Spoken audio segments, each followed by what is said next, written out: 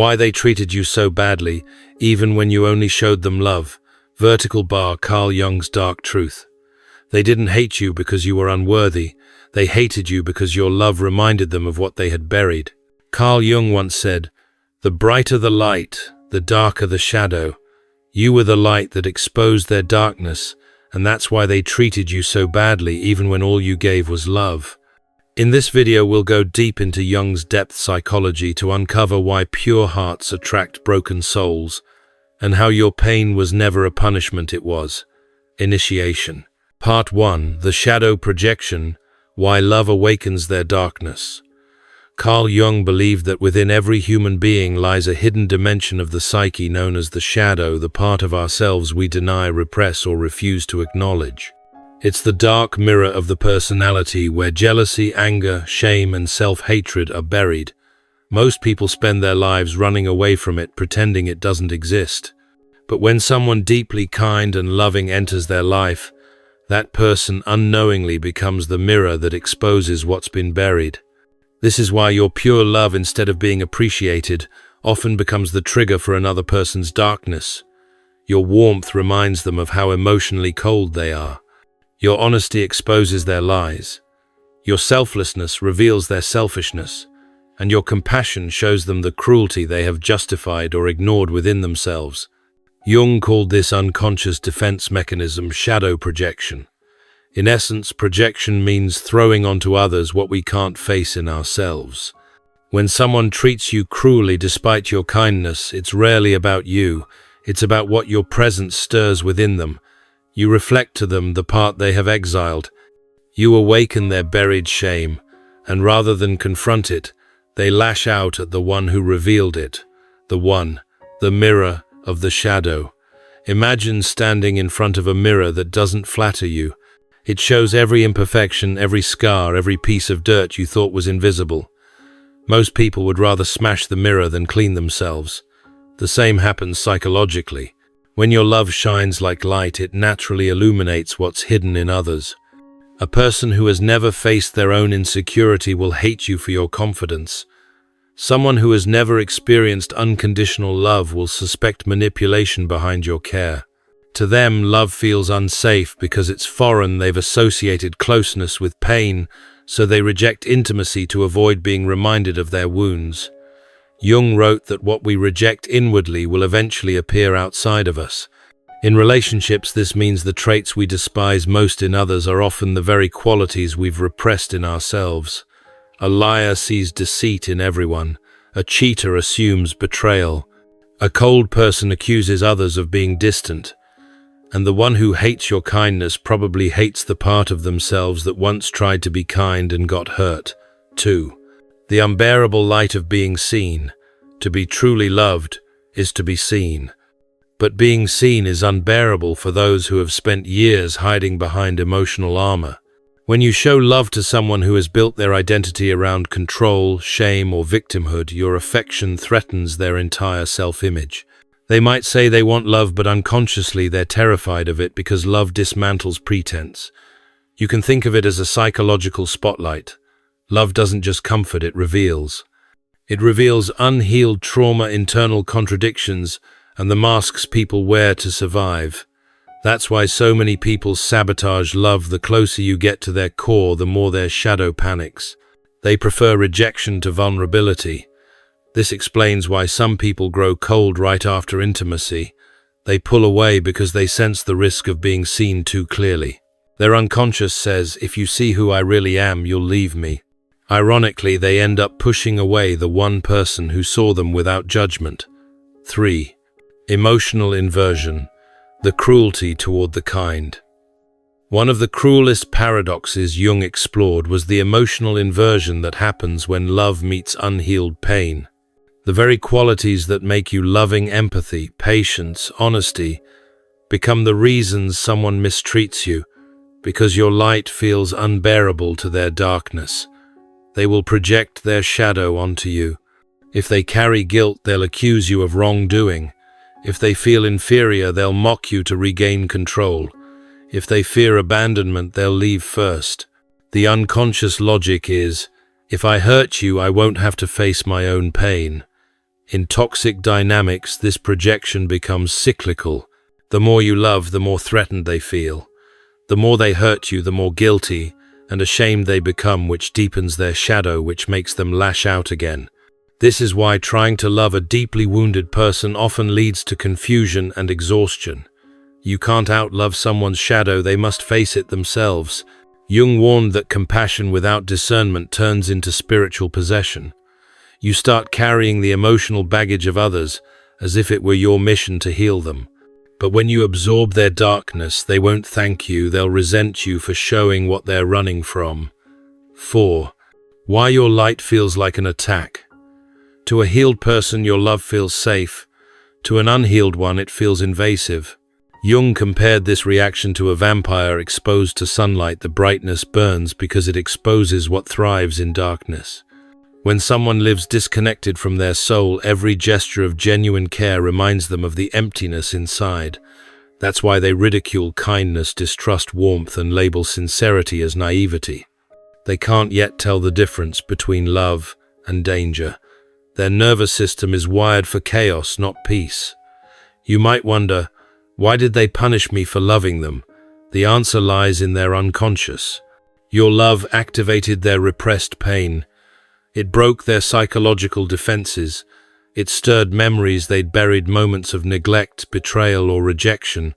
Their anger wasn't at you. It was at the original source of the wound, now symbolically projected onto you. Jung described this dynamic in alchemical terms. When the light enters, the darkness trembles. That trembling is what you witnessed in their behavior, the confusion, the withdrawal, the cruelty.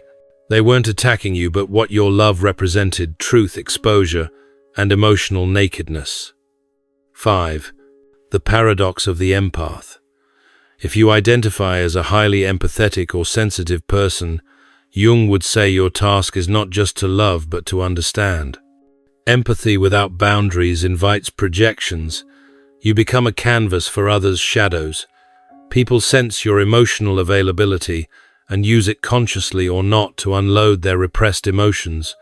You might have noticed that certain people feel lighter after being with you while you feel drained. That's energetic transference, a psychological reality Jung recognized as the merging of unconscious contents between two psyches. Your compassion absorbs their darkness, but if they remain unaware, the exchange becomes toxic. The danger for empathetic souls is inflation, identifying with the savior archetype. You believe your role is to heal, forgive, and endure. But the truth is, love is not meant to be martyrdom. As Jung warned, the greatest sin of the empath is believing that endurance equals virtue. The moment your compassion becomes self-sacrifice, you have left the realm of consciousness and entered the shadow yourself. 6. Love as psychological alchemy. When two people meet, their unconscious minds interact long before their conscious selves do. Energy recognizes energy. The unhealed parts of one psyche resonate with the unhealed parts of the other. Jung called this psychological alchemy. Your love in this sense acts as a catalyst. It brings to the surface everything unintegrated in the other person, their fear of rejection, their childhood pain, their hidden rage. The purpose of such encounters isn't always romantic fulfillment. Sometimes it's soul transformation. You are not meant to stay and fix them. You are meant to awaken what they must face. This is why many of your most painful relationships carry a sense of destiny. It's not karma as punishment, but as revelation. You were the mirror life used to help someone confront their shadow, and they were the lesson life used to teach you boundaries, discernment, and self-worth. 7. Understanding the chain of repression. To grasp why someone treats love as a threat, you must look into their early conditioning. Jung emphasized that the shadow is formed in childhood, when parts of the self are rejected to please authority figures. A child told, "Don't cry, don't be weak, don't be too loud," learns to repress emotion. Later, as an adult, when confronted with someone open-hearted and expressive, they feel irritation not because of that person's behavior, but because it awakens their disowned self. Your love can unconsciously remind someone of the love they never received, and that's unbearable. the psyche defends itself through denial or aggression. So they minimize your efforts, mock your sincerity, or withdraw emotionally to avoid feeling the void inside. It's tragic, but it's not personal. You simply stepped on a psychological landmine that was already there. 8. The reflection principle. Jung often said, "Everything that irritates us about others can lead us to an understanding of ourselves." The same principle applies inversely. Everything in you that evokes strong reactions in others can reveal what they're hiding. If your calmness triggers someone's anger, it shows their unresolved chaos. If your independence provokes jealousy, it exposes their inner insecurity. The key is awareness. When you understand projection, you stop personalizing others' behavior. Their hostility no longer defines your worth. It defines their wounds.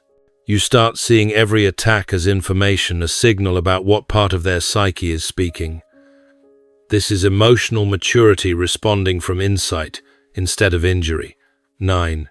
The pain of loving the unconscious. Loving someone unconscious of their own shadow is like pouring water into a cracked vessel. No matter how much love you give, it leaks out through their wounds. They can't hold it because they don't yet hold themselves. And when they sense that emptiness, instead of healing, they blame the one pouring love in. Jung believed that unconscious relationships are prisons of repetition. We keep reenacting the same emotional patterns until we learn their lesson. The pain of being mistreated despite your kindness is often the catalyst for your awakening. It forces you to realize that love alone cannot heal someone unwilling to face their shadow. 10. The psychological truth beneath cruelty.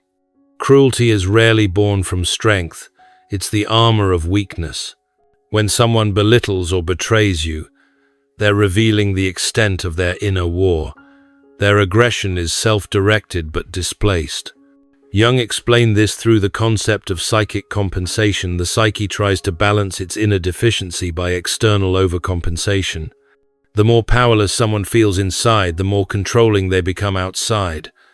So when they hurt you, it's their way of reclaiming a false sense of control. The more love you give, the more it threatens their illusion of dominance. Deep down, they don't hate your love, they envy your freedom to express it. 11. What happens when you withdraw? The moment you step away from such dynamics, their projection has nowhere to go. The mirror disappears. Many will spiral, blame you, or seek another mirror to continue their pattern. But some, the ones ready for awakening, will finally face what they've avoided. Jung said, "One does not become enlightened by imagining figures of light, but by making the darkness conscious." Your withdrawal is sometimes the most loving act. It allows the other to confront their darkness without using you as a scapegoat, and it allows you to reclaim your energy from being someone else's projection screen. 12. The deeper lesson of shadow encounters. Every time you encounter hostility for your kindness, life is inviting you to learn discernment without bitterness. The goal isn't to harden your heart or stop loving, it's to love with awareness. You begin to recognize which souls can meet you in truth and which can only mirror their pain. Jung's psychology of depth teaches that such encounters are never random. They're mirrors meant to refine your understanding of human nature and your own psyche. Through these painful relationships, you integrate your own shadow, the part of you that needs to stop rescuing, that fears rejection, that equates love with suffering. Once you integrate that, you no longer attract people who punish love. You start attracting those who can receive it. In Jungian terms, this is the first stage of transformation, the confrontation with the shadow. It's the painful awakening that reveals how your love can act as both light and trigger. The moment you understand this, the cruelty you endured stops feeling personal. You begin to see that your role wasn't to fix or win them, but to awaken consciousness in them and in yourself. Part 2. The ego's defense. Love as a threat to the unhealed psyche. Carl Jung saw the human psyche as a dynamic system of forces, light and dark, conscious and unconscious, love and fear in constant tension. When someone treats you badly despite your love, it's often not because they hate you, but because your love poses a psychological threat to their ego, the fragile identity that protects the unhealed self from being exposed. The ego is a mask, a survival mechanism. It clings to familiarity, even if that familiarity is pain, control, or emotional detachment. Love in its purest form demands vulnerability, honesty, and surrender, everything the ego fears most. To the unhealed psyche, love is not comfort, it's confrontation. 1. The ego's fear of dissolution. Jung described the ego as a complex of ideas which constitutes the center of consciousness. It's how we define ourselves, our story, our identity, our sense of I. But the deeper truth is that love dissolves that boundary. When you truly love, you move beyond I and you. You become exposed, undefended, merged. For someone whose identity was built on trauma, rejection, or power, this merging feels like death. Love threatens to dissolve the illusion of control. It pierces through the walls of self-protection. So when you show love to someone unhealed, their unconscious experiences, it not as warmth but as danger. Their ego says, if I open up, I'll lose myself. They'd rather sabotage the connection than risk that dissolution. This is the paradox. Jung pointed to people long for love, but fear the death of the false self that love inevitably brings. 2. Love as an intruder in the fortress of the ego. Imagine the ego as a fortress built to keep pain out. Every betrayal, every humiliation, every rejection becomes a brick. Inside that fortress lies the wounded inner child, the forgotten self aching to be seen yet terrified of it. Your love doesn't knock politely on the door, it shines through the cracks. It exposes what's been buried for years: shame, guilt, insecurity, to the unhealed psyche that feels like invasion. You didn't mean to attack them, but your presence forced their emotional walls to tremble. That's why many people respond to love with hostility or withdrawal. They might criticize you, mock your sensitivity, or find excuses to distance themselves. What they're really saying is, your love is showing me too much.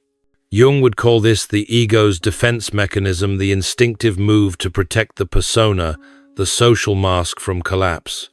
3. The persona and its fragility.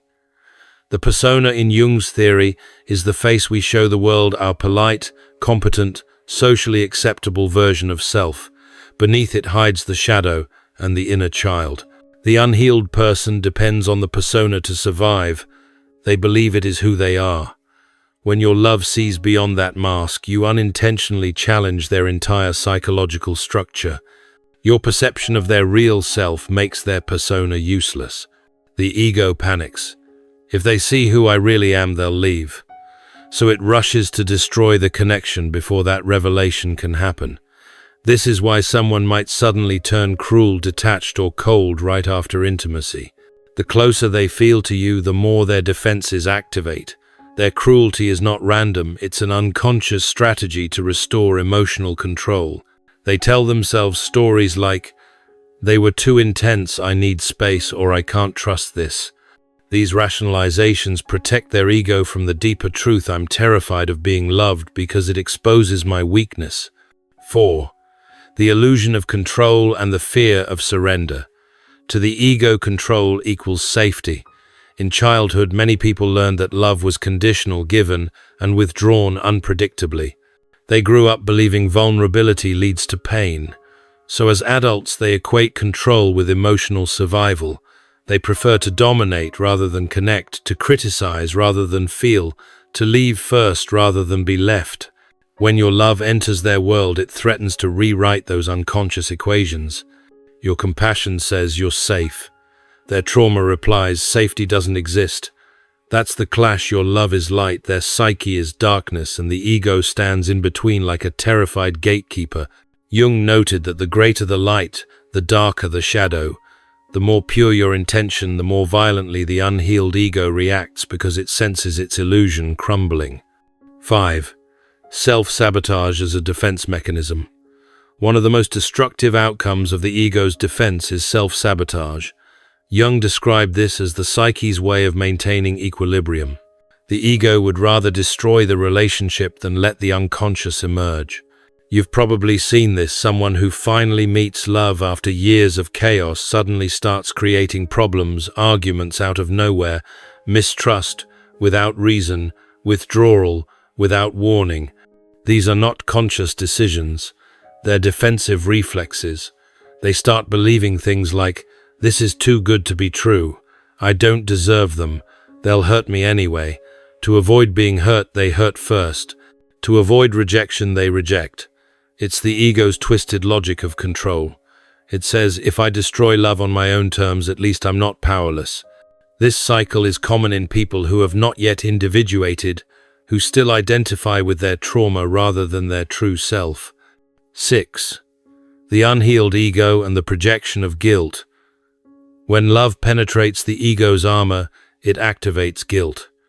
The unhealed psyche senses how much love it has blocked, how much truth it has denied. But instead of facing that guilt, it projects it outward. You become the scapegoat. They start blaming you for emotions they can't process. You're too sensitive, you're too demanding, you make me feel inadequate. This is not conscious cruelty, it's the psyche's attempt to unload unbearable emotion. The ego cannot admit, "I'm ashamed that I can't love like you," so it convinces itself that you're the problem. In Jungian terms, this is the mechanism of moral displacement, the psyche's refusal to own its shadow by assigning it to someone else. That's why you might find yourself apologizing for pain you didn't cause. 7. The wound of unworthiness. At the heart of every defensive ego lies one common wound: unworthiness. Jung believed that many people live under an unconscious conviction that they are fundamentally unlovable. This belief originates in early experiences where love was tied to performance, silence, or obedience. When they meet someone who loves without conditions, it confuses the psyche. The ego whispers, "This can't be real. No one could love me for who I am." That disbelief triggers fear. They start testing you, pushing boundaries or acting cold, waiting for proof that their old belief is right. And when you finally break, they say, "See, I knew it." It's not that they wanted to lose you. They needed to confirm their worldview. The ego prefers predictable pain over uncertain love. Jung said it clearly. The greatest tragedy of the psyche is to mistake the wound for the self. Until someone separates who they are from what hurt them, love will always feel unsafe. 8. Love as a mirror of the soul. Real love mirrors truth. It reflects not only beauty but also the hidden flaws the ego wants to forget. This is why love can feel uncomfortable. It exposes what's been neglected. When you love someone sincerely, you reflect their potential back to them. You see their soul, not their mask. To the conscious self, that's beautiful. To the unconscious, it's terrifying, because it means change. It means death of the false self. Jung compared this process to alchemy, the base metal. The wounded ego must be burned in the fire of awareness to become gold, the integrated self. But not everyone is ready for that fire. Some flee from it, mistaking transformation for destruction. So when they lash out at you, remember, they're not rejecting your love, they're rejecting the mirror that shows them who they could become. 9. The psychological war between love and fear. Every act of love invites the ego to surrender. Every wound of the past invites it to resist. This is the inner war. Jung described the battle between the self and the ego, between expansion and contraction, between light and shadow. You become a trigger not because you did something wrong, but because your love awakens their potential and their fear fights back. This is why spiritual and psychological growth often begins in heartbreak. Being mistreated despite your love forces you to see that not everyone is ready to receive light. It teaches you to love without losing yourself, to give without abandoning your boundaries, and to see others' cruelty as information, not identity. 10. The ego's last stand: control through pain. When the ego feels threatened, it will do anything to reassert power, even if it means causing pain. Some people manipulate, lie, or withdraw, not out of malice but out of psychic desperation. Pain to them feels more familiar than peace. They hurt you because pain restores their sense of identity. If I can make them react, I still have control. The ego thrives on reaction. That's why the most powerful response to mistreatment isn't revenge, it's non-reaction. Jung understood this deeply. By refusing to mirror their chaos, you deprive their ego of fuel and force them to face their inner emptiness. Your silence becomes the mirror they can't escape. 11. The awakening beyond the ego. Jung's process of individuation, the integration of conscious and unconscious, begins when the ego's defenses start to crumble. Painful relationships often serve that purpose. When someone rejects your love, it awakens your own shadow, the part of you that still seeks validation, still fears abandonment. In that mirror, you're forced to confront your own ego, not the arrogant kind, but the wounded self that believes love must be earned through suffering. The more you understand this dynamic, the less personal others' cruelty feels. You realize that love triggers what's hidden in everyone, in them and in you. And once you stop taking it personally, you enter a new level of freedom. 12. The psychological truth of why they treated you badly. They didn't mistreat you because you were unworthy of love. They mistreated you because your love revealed the parts of them that weren't ready to love. Your tenderness exposed their hardness. Your forgiveness shamed their pride. Your calmness irritated their chaos. You were never the enemy, you were the mirror. Jung wrote, "Until you make the unconscious conscious, it will direct your life and you will call it fate." Their mistreatment was their fate until they face it.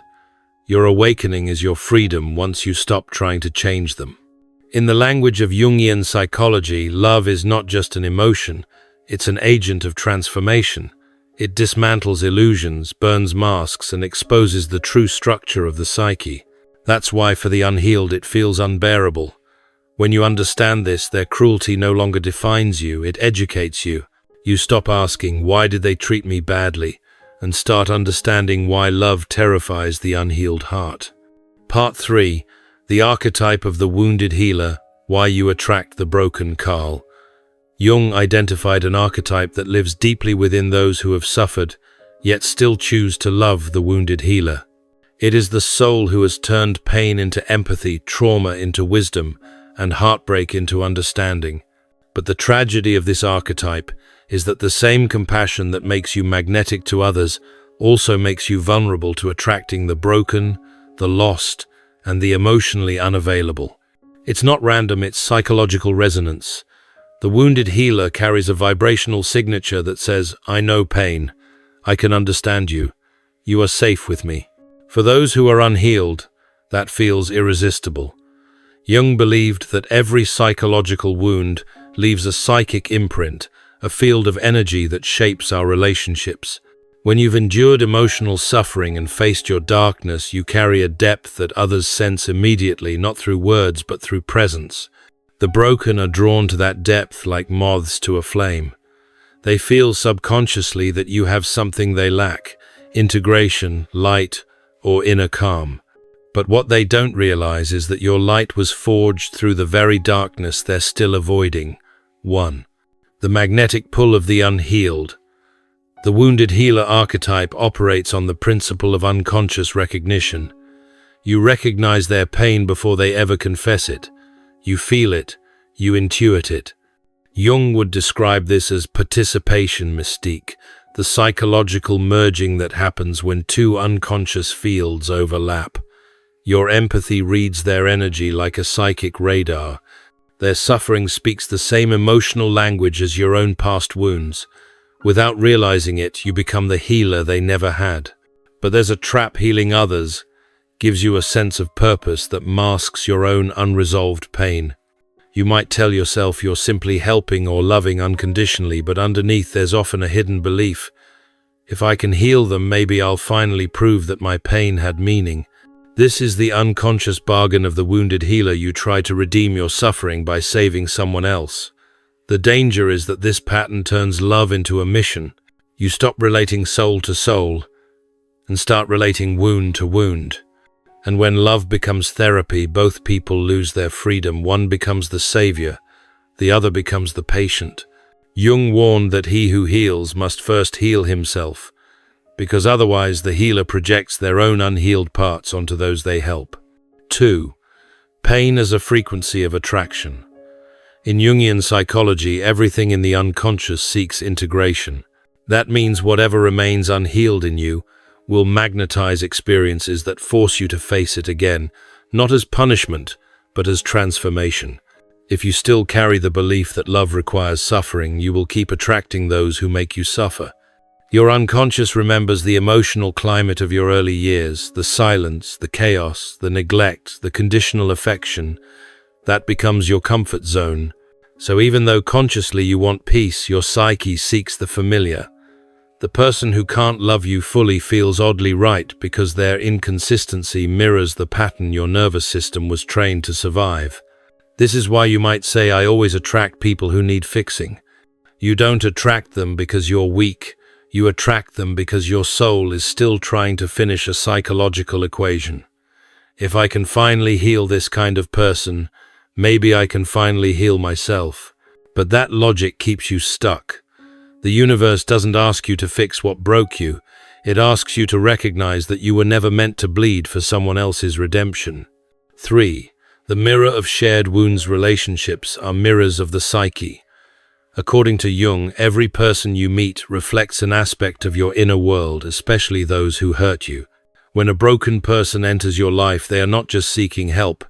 They are also showing you the part of yourself that still resonates with suffering.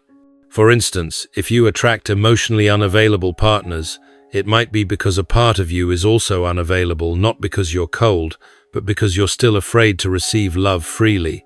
If you attract people who don't value you, it might be because some part of you still doubts your worth.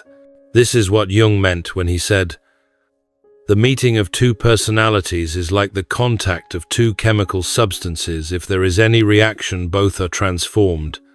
The wounded healer always transforms through relationships, either by losing themselves again or by finally learning to love without rescuing. The difference lies in awareness. Once you recognize that your pain is being mirrored back to you, you stop confusing compassion with obligation. You stop confusing empathy with self-erasure. 4. Compassion versus compulsion. Jung distinguished between conscious compassion and unconscious compulsion.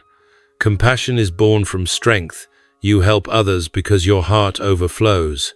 Compulsion is born from trauma. You help others because your wounds ache when you see theirs. When you operate from compulsion, you feel responsible for everyone's healing. You mistake their suffering for a mission. You tell yourself, I can't walk away. They need me. But underneath what you're really saying is, if I leave, I'll feel worthless. That's not love, that's trauma disguised as devotion. The wounded healer must learn to distinguish between love that uplifts and love that depletes. Real love doesn't demand self-abandonment. It doesn't ask you to sacrifice your peace to prove your goodness. Jung believed that every act of unconscious sacrifice deepens the shadow, the repressed anger, exhaustion, and resentment that eventually explode when you've given too much. That explosion is the psyche's way of reclaiming lost energy. It's the moment you finally say, enough. And though it feels like guilt, it's actually self-respect awakening. 5. The savior complex and its shadow. One of the most dangerous distortions of the wounded healer archetype is the savior complex, the belief that your worth depends on rescuing others. Jung would call this a form of inflation, where the ego identifies with a divine or heroic role. It feels noble, even spiritual, but underneath it hides fear. Fear of being ordinary, unloved, or unneeded. When you see someone suffering, your instinct is to intervene. You take responsibility for their emotions, decisions, and outcomes. You tell yourself, I'm just trying to help, but the truth is you're trying to control their healing so you don't have to feel your own helplessness. The irony is that by trying to save them, you rob them of the very struggle that could awaken their strength. Jung observed that true healing can't be imposed, it must be chosen. The healer's task is not to rescue, but to mirror, to hold space, to awaken awareness. When you try to carry another's shadow, you only deepen your own. 6. Emotional vampirism and psychic drain. Unhealed people often operate unconsciously as emotional vampires. They don't mean to harm. They simply haven't learned how to regulate their emotions without feeding on someone else's energy. When they find a wounded healer, someone open, forgiving, endlessly patient, they attach like a drowning person clinging to a lifeboat. At first it feels intimate. They confide in you, they trust you. But over time you feel drained, anxious, or confused. Jung would interpret this as psychic transference, the unconscious exchange of energy between two souls. You start carrying their moods, dreams, and fears. Their sadness becomes yours. Their chaos becomes your responsibility. If you don't recognize this transfer, you'll think you're failing because they're not improving. You'll pour more love, more time, more forgiveness, trying to fill a void that only they can close. This is how the healer becomes the wounded again. Boundaries are the medicine here. Jung said that individuation, becoming whole, requires differentiation. To truly help others, you must remain yourself. You cannot descend into every darkness you encounter. 7. The gift hidden in the wound. Despite its pain, the wounded healer archetype carries immense spiritual power. Jung saw this archetype as the bridge between human suffering and divine compassion. The wound, once integrated, becomes the source of wisdom and creativity. You see, pain doesn't destroy you, it awakens you. Every heartbreak taught you empathy. Every betrayal sharpened your intuition. Every time you survived being misunderstood, your soul gained strength. That's why broken people sense something sacred in you. Your presence feels safe because you've been through hell and came back with light. But the lesson is not to stay in hell with others, it's to guide them to see their own way out. The true healer doesn't give their energy away, they illuminate. They hold their light without forcing it into someone's darkness. They know that love doesn't fix, it reveals. 8. Healing through awareness. Jung taught that awareness itself is healing. When you become conscious of your archetypal pattern, when you realize I keep attracting those who reflect my wounds, you break the spell of repetition. You stop living reactively and start living intentionally. You learn to love differently. Instead of rescuing, you witness. Instead of absorbing, you observe. You understand that empathy doesn't require immersion. Compassion can exist with distance. Love can exist without attachment. As you evolve, your energy changes. The vibration of "I'll heal you" transforms into "I trust your process." The broken will still come, but now your boundary acts as a mirror instead of a magnet. Some will rise to meet your level, others will drift away. Both outcomes are healing. 9.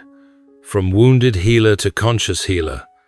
The ultimate goal, Jung would say, is integration, turning unconscious compassion into conscious service.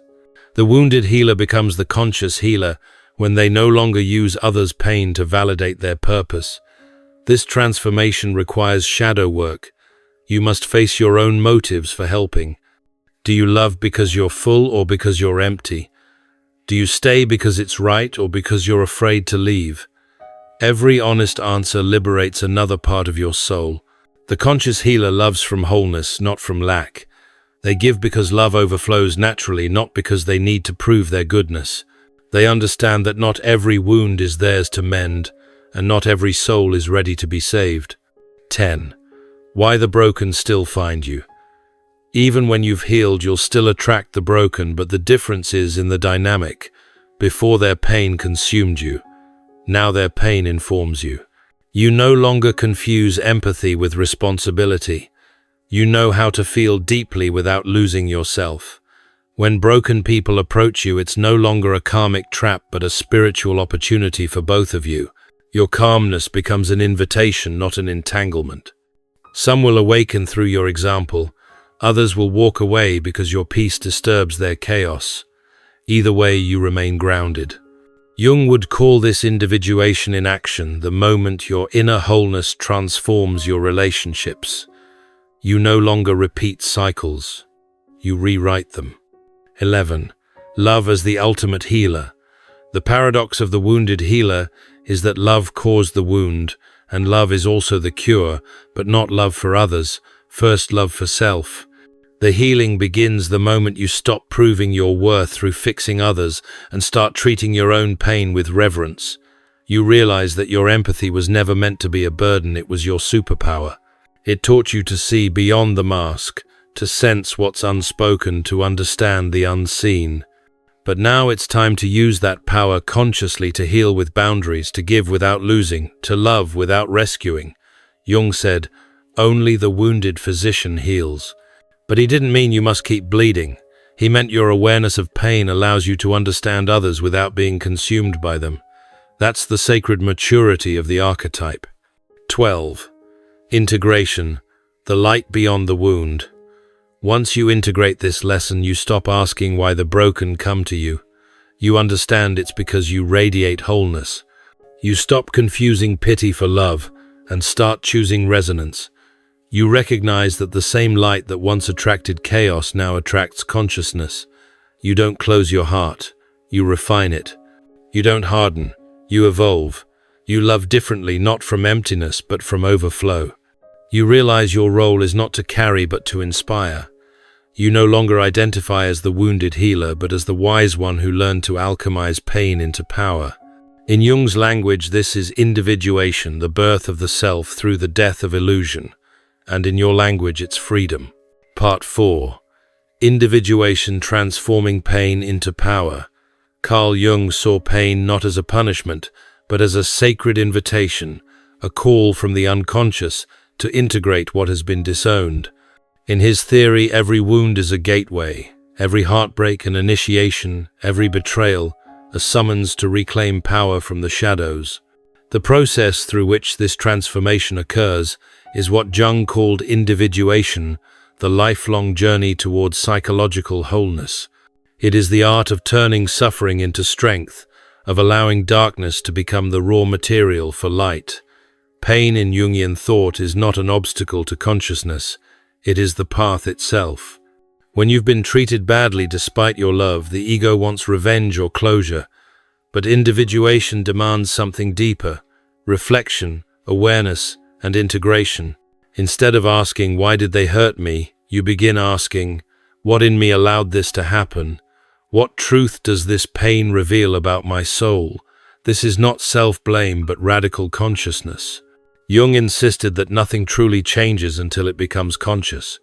Pain that is not transformed will be transmitted to others, to your next relationship, to your children, or to your future self. Individuation breaks that chain. The first stage of this transformation is confronting the shadow, the unacknowledged part of yourself that your pain exposes. When someone mistreats you, the instinct is to see them as the villain. But in Jungian psychology, every encounter is also a mirror. Their betrayal reflects your boundaries, your needs, your blind spots. The person who devalues you shows the part of you that still struggles to value yourself. The one who manipulates you exposes the inner voice that compromises truth to keep peace. Individuation requires brutal honesty, not to justify others' cruelty, but to understand your participation in the unconscious dance that created it. The moment you see the pattern, you reclaim your agency. Pain acts like a psychological earthquake. It shakes everything false so that what's true can emerge. The ego resists this because it wants stability, but the self, the divine center of the psyche, wants transformation. Jung described the self as the organizing principle of the unconscious, the inner God image that guides you toward wholeness. When your life falls apart, it's often the self rearranging what no longer serves your growth. That's why individuation begins not in comfort, but in crisis. It is the death of who you thought you were and the birth of who you really are. One of the most misunderstood aspects of individuation is that it's not about becoming perfect, it's about becoming whole. Wholeness includes contradictions. You learn to hold both love and anger, compassion and boundaries, light and shadow. Instead of identifying only with your goodness, you accept your complexity. The more you integrate your inner opposites, the less power external conflicts have over you. The person who once triggered you now becomes a teacher. The wound that once defined you becomes a source of wisdom. Jung wrote, "One does not become enlightened by imagining figures of light, but by making the darkness conscious." The light you seek is hidden in the very thing you've been avoiding. Transformation through individuation follows a symbolic pattern similar to alchemy, the ancient art of turning base metals into gold. Jung used alchemy as a metaphor for psychological growth. The base metal is your raw emotion, rage, grief, shame, despair. The alchemical fire is awareness, the process of staying present with your pain without suppressing or dramatizing it. When you stop running from suffering and instead allow it to burn through illusion, it purifies you. What remains is psychological gold, clarity, maturity, depth, and peace. That is what it means to turn pain into power, not by denying it, but by digesting it. In individuation, every loss is symbolic death. You grieve the self that tolerated disrespect, the self that overgave, the self that confused love with rescue. But death in Jung's model is never final. It is transformation. From the ashes of the old self rises a more integrated being. When you stop chasing people who reject you, when you stop apologizing for your sensitivity, when you stop performing for love, you are not becoming cold, you are becoming whole.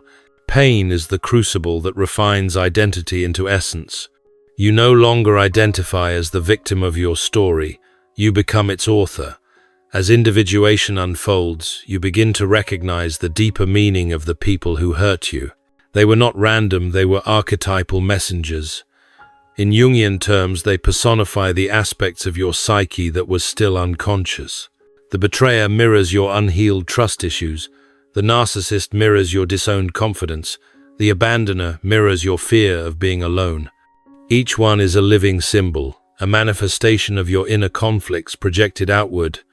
The moment you retrieve those projections, you stop attracting the same dynamics. The outer world shifts because the inner world has changed. Another core element of individuation is the integration of the anima and animus, the inner feminine and masculine energies within every person. When you are mistreated, one of these energies is usually out of balance. For example, excessive empathy. An inflated anima can lead you to absorb others' pain while neglecting your own needs. Over-defensiveness, an inflated animus can make you shut down emotionally to avoid being hurt. Individuation harmonizes these opposites. You learn to balance compassion with strength, intuition with logic, surrender with discernment. In that balance, your relationships transform. You no longer seek wholeness in another person because you have found it within yourself. The most painful relationships often serve as initiations into this inner marriage. The heartbreak that shattered you was the psyche's way of saying, look inward.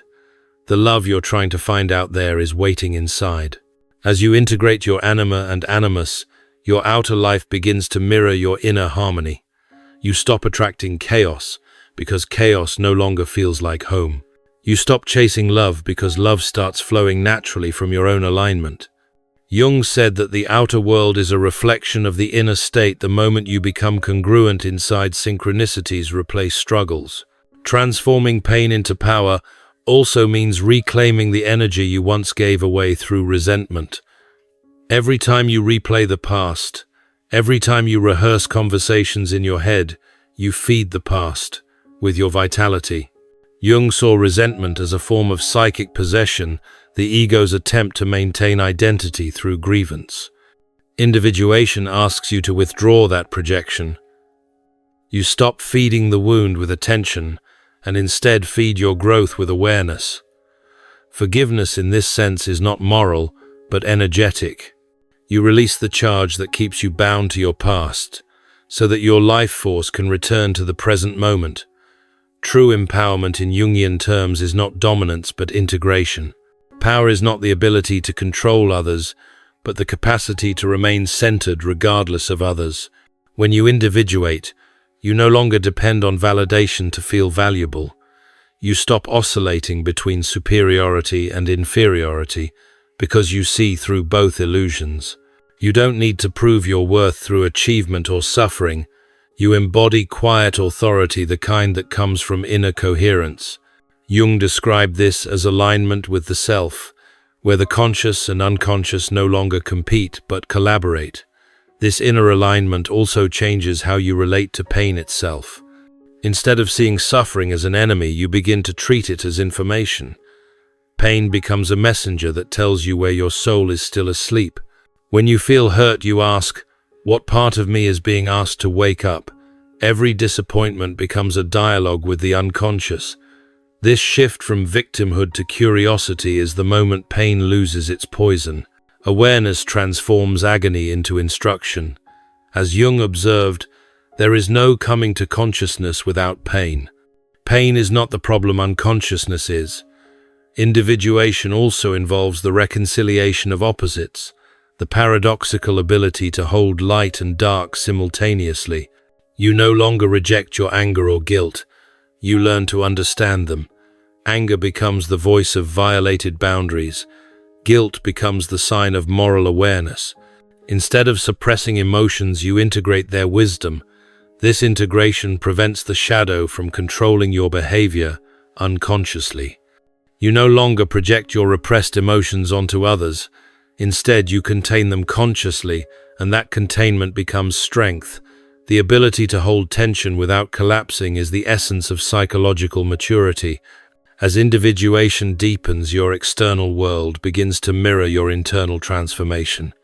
The same people who once triggered you lose their power because you've withdrawn your projection. Their rejection no longer wounds your self-esteem. It simply informs your discernment. Their criticism no longer stings because it no longer aligns with your truth. Jung said that the privilege of a lifetime is to become who you truly are. When you live from that authenticity, external validation becomes irrelevant. Your life ceases to revolve around reaction. It becomes a conscious expression of essence. The journey of transforming pain into power is also a spiritual initiation. Jung saw individuation as the modern form of the mystical path, the soul's reconciliation with the divine within. As you integrate your wounds, you experience what mystics called the union of opposites, heaven and earth, spirit and matter, ego and self. You realize that every wound was secretly sacred, the very mechanism through which the divine sought to awaken in you. Your suffering wasn't meaningless. It was the soul's language for growth. Once you see this, even your past pain becomes a source of gratitude. You stop asking why it happened and start understanding what it gave you. The final stage of individuation is authentic self-expression. You no longer shape your behavior around others' expectations. You speak truth even when it shakes comfort. You set boundaries not from resentment but from clarity. You give love freely but not foolishly. Your empathy becomes guided by wisdom. Your sensitivity becomes strength. You discover that your greatest power lies not in avoiding pain but in transmuting it. The world no longer dictates your worth, yourself does. That is psychological sovereignty, the ability to remain whole in a fragmented world. And yet individuation is never finished. It is a lifelong unfolding, a spiral rather than a straight line. Even after great healing, new layers of shadow will emerge not as punishment but as opportunity. Each new disappointment refines your awareness. Each new conflict deepens your compassion. The difference is that now you meet pain with consciousness. You no longer fear it. You know its rhythm, its purpose, its gift. What once broke you now builds you. What once silenced you now empowers your voice. What once felt like chaos now feels like initiation. To transform pain into power is to participate in your own evolution. You cease being a passive recipient of life and become a conscious co-creator. The wounds you once hid become the very places where your light shines through. The rejection that humiliated you becomes the boundary that protects you. The heartbreak that shattered you becomes the wisdom that guides you. Jung would say that individuation is the process by which a person becomes individual, indivisible, integrated, whole, and that wholeness is the true definition of power. They hurt you, but they also woke you. They rejected your love, but they revealed your strength. Remember this, you were never the problem, you were the mirror. Every act of cruelty was an unconscious confession of fear. And now that you see the truth, their darkness no longer defines you. It refines you. You are not broken, you are becoming whole. Jung would say, you are not what happened to you. You are what you choose to become. So, choose consciousness. Choose peace. Choose yourself.